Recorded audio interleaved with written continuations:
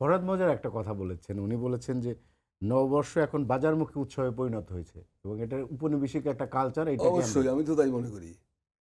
যে পান্তা ইলিশ আপনি খাচ্ছেন বা আপনি যেভাবে মিছিল করতেছেন, এই শোভাযাত্রা করতেছেন, এটা করতেছেন, সেটা করতেছেন, এগুলোর সাথে বাংলাদেশের সংখ্যাগরিষ্ঠ মানুষের কোনো সম্পর্ক আছে? এটা তো বিত্তবানদের উৎসবের ক্ষেত্র, মানে middle class, upper middle class, so called elite.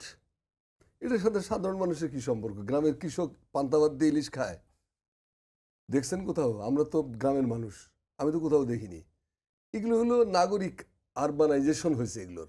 এবং এটাকে আপনার দেখবেন দোকানগুলো, ফ্যাশন শপগুলো, নানান ধরনের পাঞ্জাবি বৈশাখী অফার, বৈশাখী অমুক, ইভেন মোবাইল কোম্পানিগুলো বৈশাখী অফার। তো বৈশাখের আবেগকে পুঁজি করে আপনি আপনার পণ্যটা গছানোর জন্য কাজ করতেছেন। এটা তো পণ্য বানানো হয়েছে।